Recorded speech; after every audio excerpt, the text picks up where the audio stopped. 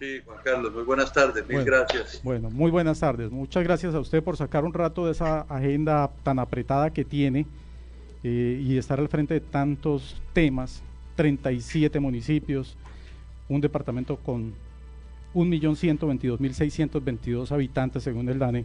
Y bueno, un control relativamente bien llevado porque tenemos realmente una baja incidencia de casos en el departamento del Huila gracias a que los alcaldes también han atendido y hemos hecho, digamos, un confinamiento más o menos ordenado. Yo diría que no estamos mal. ¿Cuál es el balance que usted tiene, señor gobernador, para nuestros oyentes? Muchas gracias, Juan Carlos. Un saludo muy especial a todos los oyentes, a quienes nos están siguiendo en este programa. A ver, yo creo que se han hecho todas las tareas que había que hacer o que hay que hacer. Todavía hay mucho por hacer. La contención creo que se ha logrado en buena medida y de lo que se trata es de frenar el ritmo del contagio. Lo que se nos ha explicado desde el principio es que estas pandemias van a terminar contagiando igual mucha gente, pero lo que se busca es que no se contagien tan rápidamente para que el volumen de personas que se llegaran a enfermar no supere la capacidad de respuesta de nuestro sistema de salud.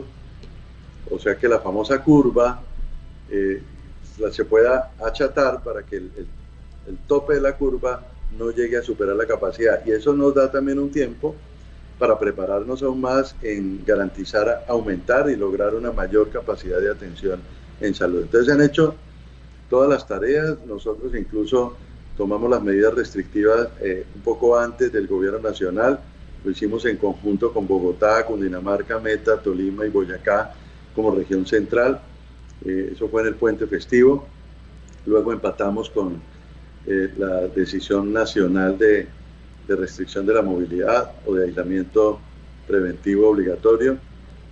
También antes habíamos tomado la decisión de evitar la movilización de menores de 18 años y mayores de 70.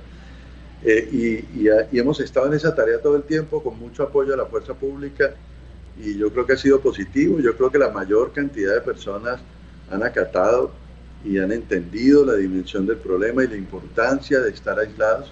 Desafortunadamente algunos otros no, y siempre insistimos en que por favor sean conscientes que, y todo el mundo lo ha dicho, la manera más eficaz de contener la pandemia es aislarse, es evitar el contacto. Igual creo que se ha hecho una tarea importante. También hicimos todo el trabajo epidemiológico.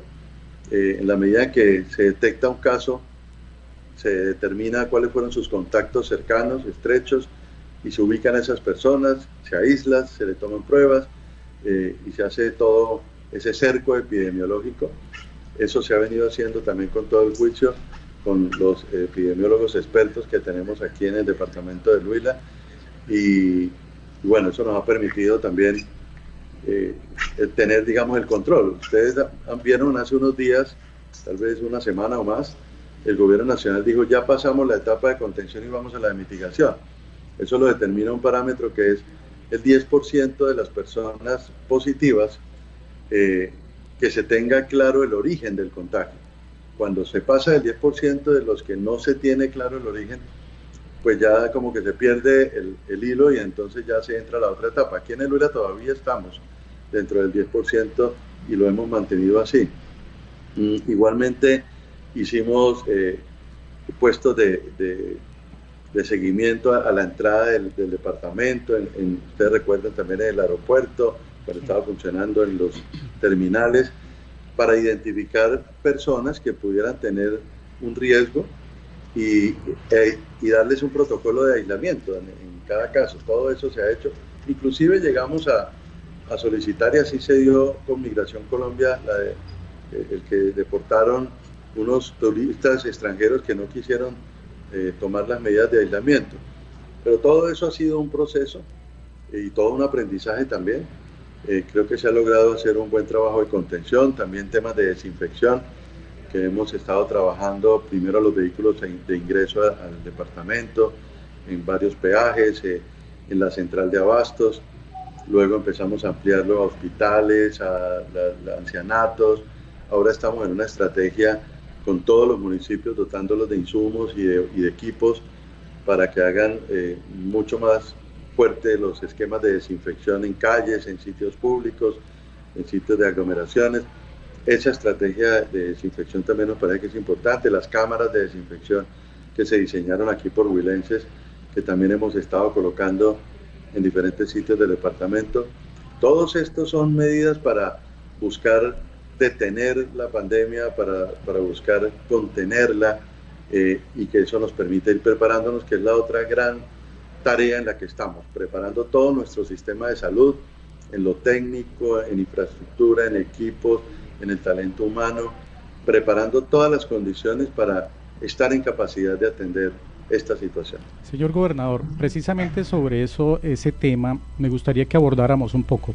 ¿Cómo va el tema de la toma de muestras? ¿Cómo podemos hacer para que tengamos más muestras y ojalá más rápido? Yo escuché esta semana a la secretaria de Salud del departamento que tenía un plan B con la Universidad del Rosario y que además no tendría costo para el departamento la toma de estas muestras y los resultados. ¿Eso cómo va? ¿En qué nivel estamos y a dónde queremos llegar en la toma de muestras para la parte más crítica? Y la segunda parte es cómo nos estamos preparando en el equipamiento que nos haría falta para atender, pues yo conozco cifras de cerca de 9.800 personas que podrían estar en el transcurso de un año necesitando una unidad de cuidados intermedios y otro tanto de personas una unidad de cuidados intensivos de acuerdo a los cálculos del Instituto Nacional de Salud. ¿Cómo nos estamos preparando para llegar a tener la dotación necesaria para que los municipios, y especialmente Neiva, que es en donde se presenta el mayor número de casos desde el punto de vista porcentual, tengamos esa logística preparada? Bueno, en el tema de muestras, ese es un tema que ha sido una lucha desde que empezó esta pandemia. Lastimosamente no hemos logrado nuestro querer de hacer las muestras aquí en el departamento del Huila. El día que hicimos la reunión en Palacio, en Casa de Nariño, con el presidente de la República, que estuvimos los gobernadores y alcaldes de capitales, ese día le pedimos al Instituto Nacional de Salud, estoy hablando de hace más de un mes, que nos habilitara el laboratorio del departamento. Y empezó una tarea efectivamente y lo habilitaron, hicimos un convenio y tenemos un laboratorio que está en condiciones. Pero vienen luego los insumos necesarios para las pruebas. Todo una odisea ha sido. Encargamos unos insumos a nivel internacional, igualmente también un equipo, una importación, nos quedaron mal, luego otra vez, y el Instituto Nacional de Salud también nos ofreció que nos iba a dar unos insumos. Hace 15 días llegaron los insumos del Instituto de Salud y de las importaciones, pero no llegaron todos los insumos, nos faltó un insumo que es fundamental, que se llama kit de extracción. Esto uno va aprendiendo de todo un poco. Y ese insumo no se consigue y está escaso a nivel mundial, así como los ventiladores.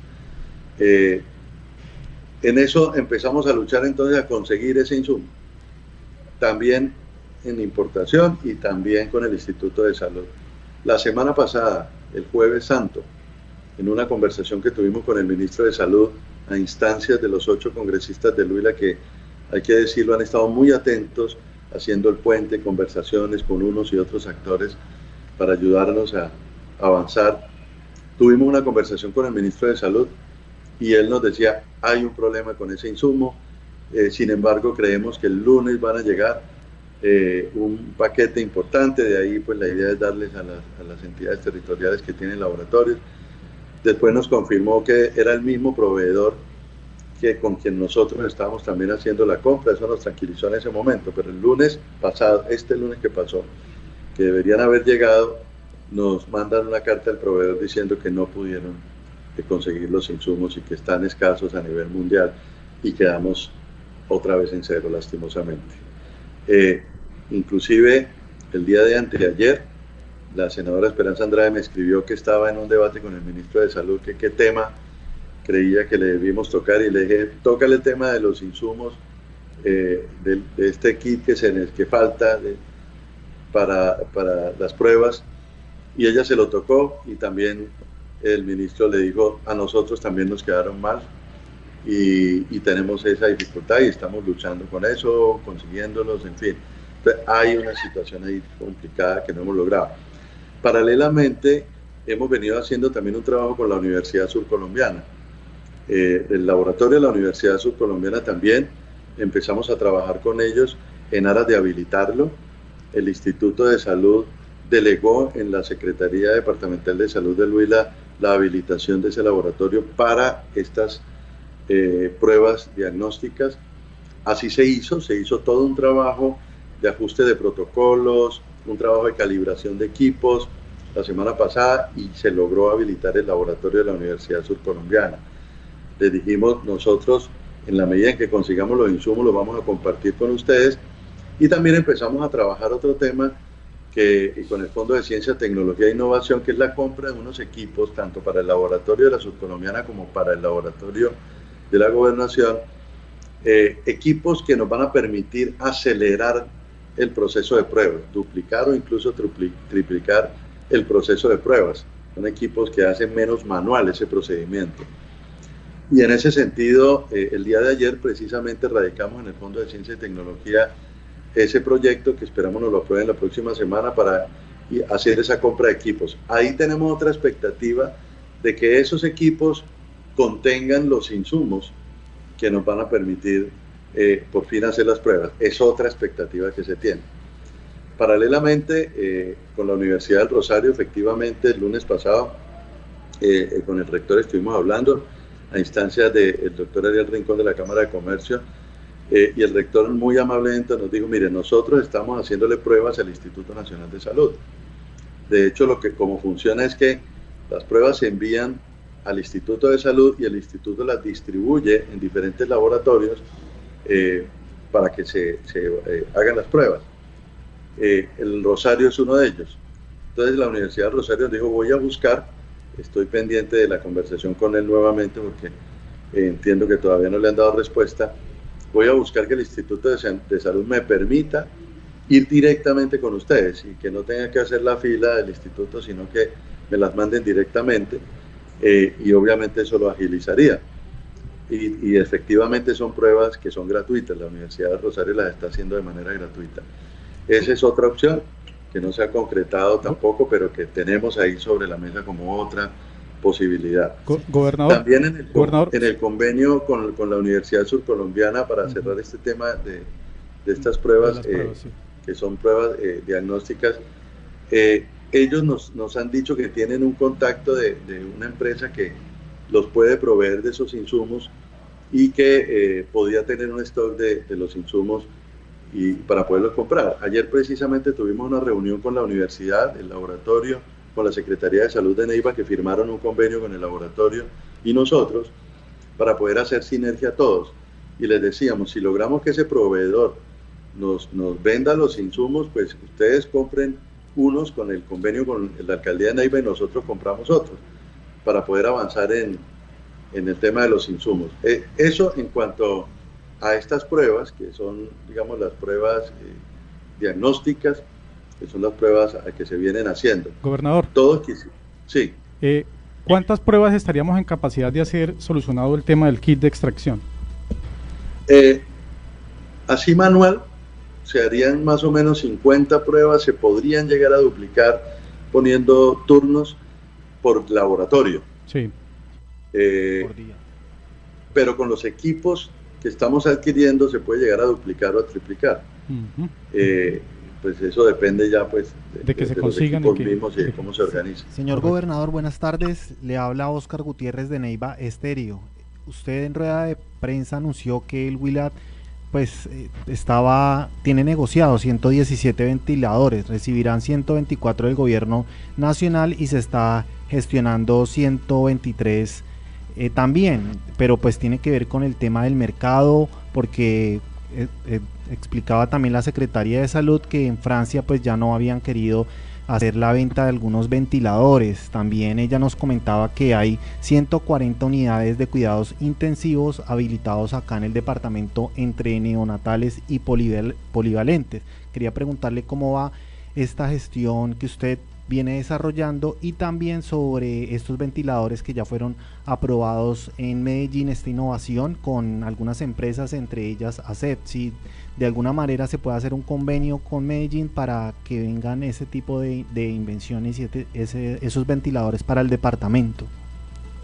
Sí, yo quisiera que me permitieran terminar un poco el tema de las pruebas porque todavía me falta un pequeño capítulo, que son las pruebas rápidas. Sí, por supuesto. Sí, terminemos. Que son otro tipo de pruebas que de pronto no tienen la misma confiabilidad y de hecho no sirven como pruebas de diagnóstico, pero que son pruebas que nos permiten avanzar de manera preventiva. Es decir, personas que resulten positivas con las pruebas rápidas se aíslan inmediatamente de manera preventiva y luego se les hacen las otras pruebas confirmatorias. Hemos estado detrás también de contar con las pruebas rápidas. El gobierno nacional, el ministro de Salud nos dijo el lunes, que tuvimos otra teleconferencia con él, con los gobernadores, que tenía ya 47.500 pruebas rápidas y que iban a distribuirlas con unos, digamos, una población objetivo en particular, empezando por los trabajadores de la salud, y que estaban consiguiendo más pruebas rápidas y ya parece que por fin habilitaron, digamos, cuáles son aquellas pruebas rápidas confiables, porque había un mercado y todo el mundo estaba confuso de cuáles sí o cuáles no. Entonces el gobierno nos dijo, espera un momento, el Instituto de Salud, el INVIMA van a determinar cuáles sí, y ya lo hicieron el lunes pasado. Y empezamos todo un proceso de negociación de pruebas rápidas. La Federación de Departamentos, precisamente el día de ayer tuvimos junta directiva, yo que aparte de la junta autorizamos un recurso para que haga una compra de pruebas rápidas como federación, y también varios gobernadores le hemos dicho, nosotros también estaríamos dispuestos a comprar pruebas rápidas, para ver si hacemos un paquete de pruebas rápidas y que ojalá pues eso también nos permita avanzar mientras vamos resolviendo el tema de las otras pruebas. Ahora hay que decir que las otras pruebas no se han parado, se sigue en el esquema con el Instituto Nacional de Salud, pues al ritmo en que se viene trabajando. Hemos ido aumentando cada día el número de pruebas, pero pues igual uno sí quisiera que fueran mucho más rápidas. Pasando al tema de los equipos son ventiladores o respiradores mecánicos, son monitores, son camas de UCI con unas especificaciones, son otro tema, otra cantidad de elementos, pero digamos que lo que ha escaseado y lo que está, digamos, en preocupación de todo el mundo son los ventiladores, que en eso también hay una gama inmensa y en eso también se generó una gran especulación.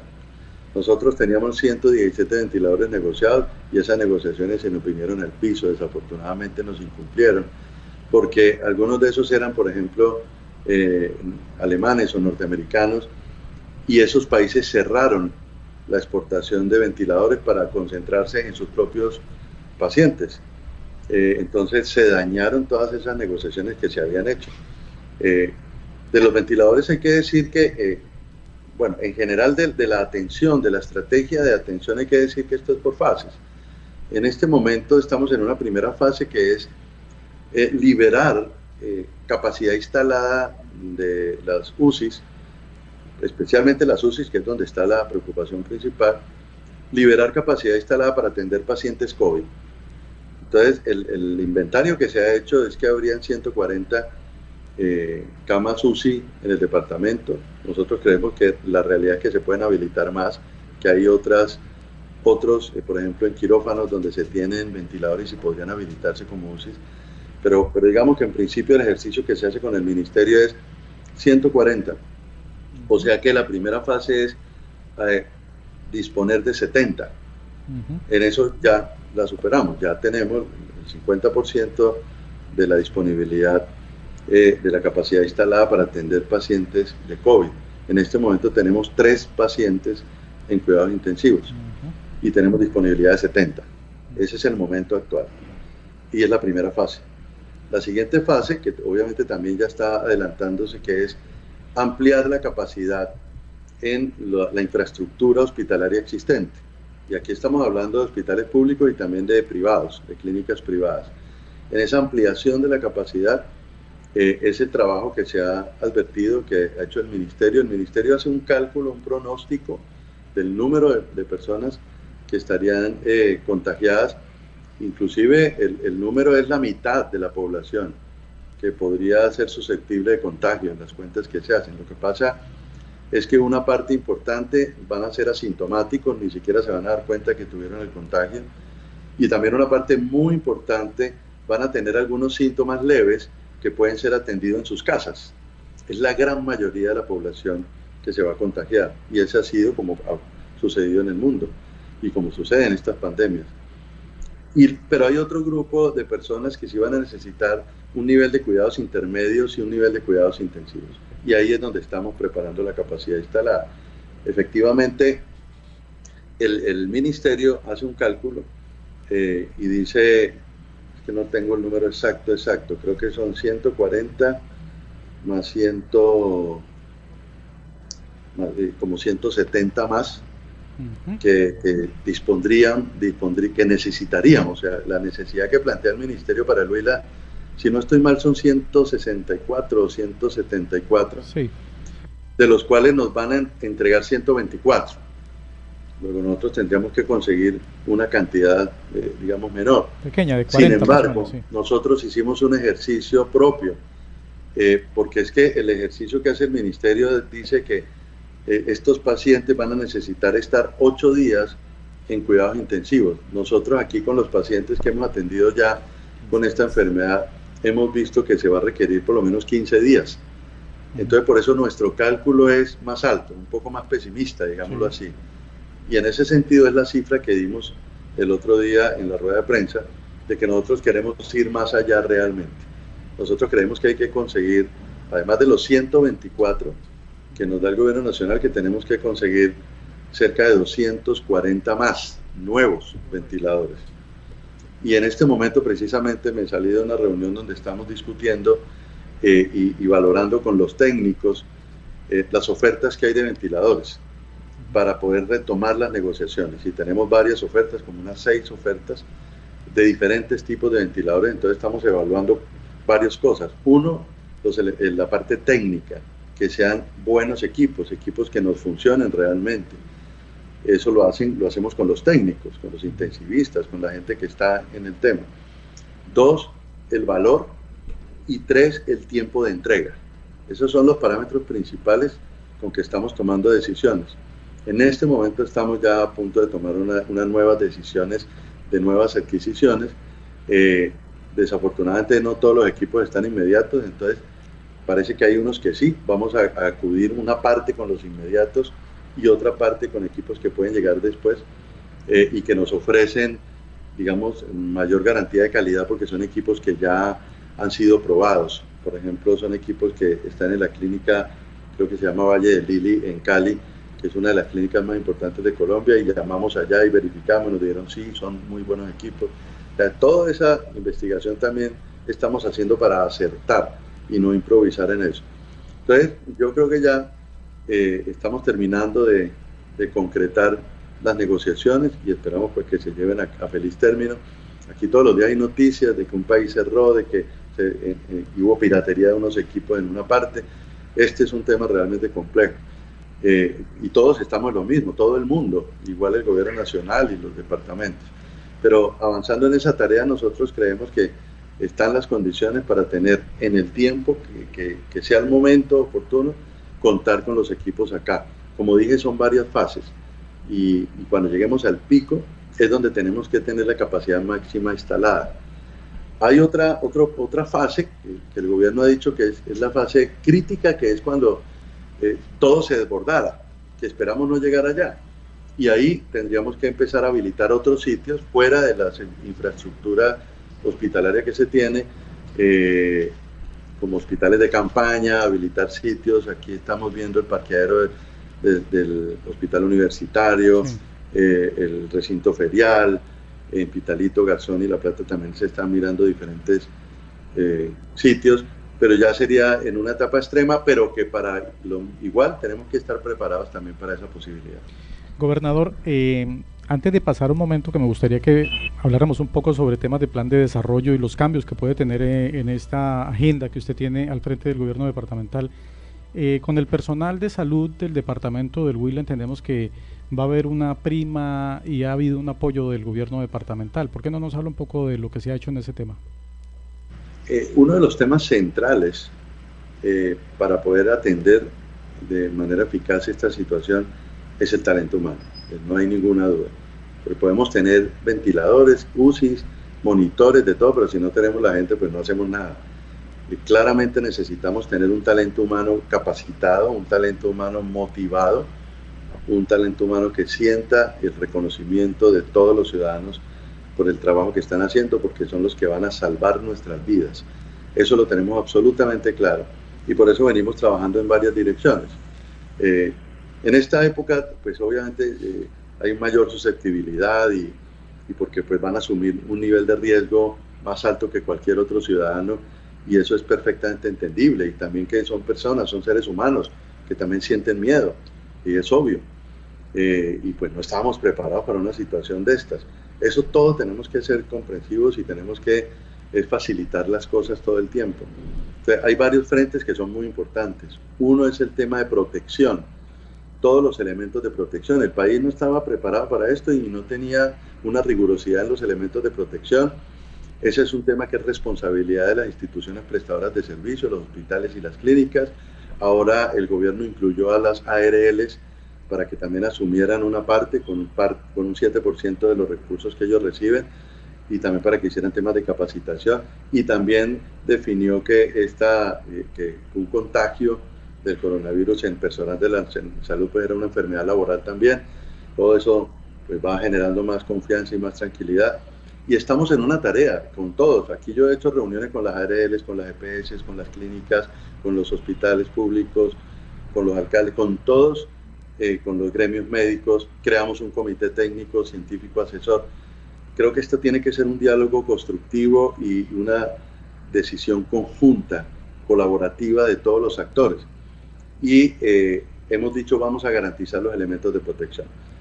Los que son responsables pues tendrán que hacerlo, pero nosotros también paralelamente ya hemos repartido algunos elementos de protección de cuenta de la gobernación y hemos destinado un presupuesto también para ello. Elementos de protección. El otro es la condición laboral de los trabajadores de la salud. Buena parte de los trabajadores están a través de terceros, con unos gremios sindicales que antes eran las cooperativas, y es un tema estructural de este país que no se ha logrado resolver en años, pero que pues puede ser la oportunidad de que se resuelva. Yo le planteé a los congresistas del Huila que pusieran el tema en la discusión nacional, y me parece que es un momento para revisar esa situación y ver cómo les damos estabilidad y cómo les damos tranquilidad a los trabajadores de la salud. Lo otro es tener los pagos al día. En eso estamos en una tarea juiciosa. Yo hice un recorrido rápido con los gerentes de los hospitales, recién arrancaron y me dijeron estamos al día, porque fue lo que les dijeron sus colaboradores, pero encontramos ya escudriñando que en el caso de los dos gerentes nuevos, que es en La Plata y Neiva, ya vieron que no estaban totalmente al día. Hay un retraso de un mes en un hospital en un porcentaje de los trabajadores que están a través de contrato, y de 2 meses de un porcentaje también de otros, pero ya esta semana les dije tenemos que tener resuelto ese tema. Inclusive estamos trabajando en gestiones para que los hospitales reciban los pagos de EPS que están atrasados, que ese es otro problema estructural, sí, que todavía no se ha mostrado cómo es.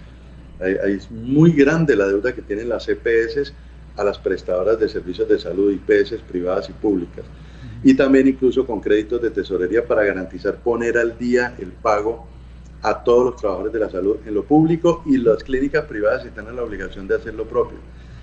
Y también consideramos y destinamos 3.000 millones de pesos de este presupuesto escaso que estamos intentando conseguir, pero esa plata ya está dispuesta, y estamos trabajando en el mecanismo para dar una especie de reconocimiento a los trabajadores de la salud públicos del nivel departamental, y pues también que tengan como un nivel de motivación. A mí me parece que es apenas lógico, porque así como los soldados o los policías, cuando los envían a zonas de orden público, pues asumen un mayor riesgo, pues les dan una mayor remuneración en virtud del riesgo que están asumiendo, y eso es lo que está sucediendo con los trabajadores de la salud.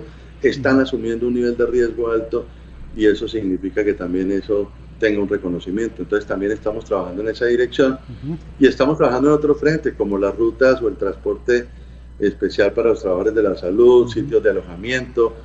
Fontur sacó un programa que están ya por lanzarlo, y nos consultaron, les dijimos, nosotros jugamos, que es disponer de algunos hoteles para personal de la salud, sobre todo en la parte crítica, para que si se quieren hospedar allí, que no quieran de pronto poner en riesgo a sus familias. Lo mismo el tema psicosocial. Hay otra serie de frentes de trabajo, buscando siempre que nuestro talento humano, capacitación también. Ayer hablábamos de eso en el Comité Técnico Científico, de la necesidad de capacitar muchos médicos generales o de otras especialidades que pues no están prácticos en estos temas respiratorios, pero que en un momento dado les vamos a pedir que también nos ayuden, y ellos han mostrado toda la disposición. Hay que hacer temas de actualización, de capacitación, de formación, también de enfermeras, auxiliares de enfermería. Es poner nuestro talento humano en la mejor condición para garantizar la capacidad de respuesta que requerimos. Bueno, yo creo que le hemos dado una vuelta a todo el tema de salud, gobernador. Estamos en el mes de los niños. Ellos están en sus casas y no están recibiendo clases. Entendemos que va a haber una celebración. Y permítame preguntarle también por el PAE. ¿Ellos están recibiendo ya algún tipo de alimento por parte del contratista de los alimentos? Empiezo por lo último. El PAE estuvo suspendido un tiempo, cuando se suspendieron las clases, y teníamos una preocupación legal, porque pues es un recurso cuyo objeto es que los niños se mantengan en las instituciones educativas, evitar la deserción escolar. Sí. Luego, llevárselos a sus casas pues implicaba ir en contra de su objeto. Sin embargo, el gobierno nacional tomó la medida para posibilitarlo y lo empezamos a hacer. Aquí en el Huila teníamos 3 empresas o 3 regiones que estaban ya terminando un proceso, y entonces les pedimos que lo hicieran. Solamente una de esas empresas logramos que lo hiciera, las otras 2 no, y empezaron a poner requisitos a que los alimentos habían aumentado de precio. No pudimos llegar a un acuerdo, entonces logramos avanzar esta semana en una región, pero el gobierno nacional nos habilitó la posibilidad y también recursos, por supuesto con los nuestros, de retomar el tema y de hacer contrataciones pues con los que estén dispuestos a hacerlo. Aquí lo que yo le planteé a la Secretaría de Educación es que lo hagamos con quien estuvo en disposición de hacerlo en su región, ojalá no lo pueda hacer en todo el departamento. Esto también es transitorio mientras termina el proceso licitatorio, que ya es el grueso, que va hasta final del año. Lo cierto aquí es que el gobierno nacional dispuso 3 mecanismos. Uno, que es entregar los mercados; 2, que es entregar un bono para que le compren los alimentos; y 3, que es entregar la alimentación preparada. Nosotros optamos por los mercados y es lo que ya empezamos a hacer en el departamento. Efectivamente, este es el mes de los niños y desde la gobernación también estamos trabajando en esa celebración. Obviamente, pues ya se hizo un acto. Obviamente, pues aquí tenemos que acudir a este sistema virtual para comunicarnos. Y también hemos estado trabajando en estrategias y en productos de entretención, digámoslo así, por la vía del internet, para que los niños también pues tengan ocupaciones, para que estén en la mejor condición, para que también tengan oportunidad de estar con sus padres, también les ayuden a estudiar en casa. Creo que esta puede ser finalmente también una buena oportunidad para integrar la familia. Creo que se nos había olvidado convivir en el agite del día a día, y creo que esto puede ser una lección importante de la importancia de la familia y de la importancia del compartir, de educar, de formar a nuestros niños. Me parece que por algo suceden las cosas. Bueno, gobernador, se nos agotó el tiempo. Queremos darle las gracias por esta entrevista. Nos gustaría hablar de otras cosas en una futura oportunidad, sobre todo temas de plan de desarrollo, lo que se está haciendo o se va a hacer con el sector cafetero, y sobre todo cuáles son las acciones que está pensando el gobierno departamental para reactivar la economía una vez pasemos esta situación. Quiero darle las gracias en nombre de nuestra casa radial por esta entrevista. Esperamos encontrarnos próximamente para que sigamos hablando. Ojalá la semana que viene o pronto podamos tener la oportunidad para profundizar sobre estos otros temas. ¿Algún otro punto, Óscar? El gobernador tiene un compromiso. Con el mayor gusto, Juan Carlos, y precisamente ese es otro gran frente de trabajo que tenemos. Todo el tema de las ayudas alimentarias, todo el tema de los programas sociales del Estado para generar liquidez en la población más vulnerable, todo el tema del café, todo el tema de la reactivación económica. Hoy precisamente tuvimos un encuentro con economistas del Huila, con las facultades de economía de las universidades, la sociedad de economistas. Generamos un comité también financiero, tuvimos otra reunión, ya hemos tenido varias, con Finagro, Findeter, Bancoldes, Banco Agrario, Asocop, con la Cámara de Comercio estamos liderando este proceso de reactivación, con FENALCO, con el Comité Gremial del Huila. Aquí estamos todos trabajando de la mano y tenemos que garantizar las condiciones para reactivar la economía, que es otro de los grandes retos y de las grandes preocupaciones. Bueno, muchas gracias. Sabemos que tiene que seguir en su reunión, entonces nos conectamos más adelante. Muchas gracias, Juan Carlos. Un abrazo. Suerte. Muchas gracias. Saludos para todos. Gracias. Neiva Estéreo Noticias.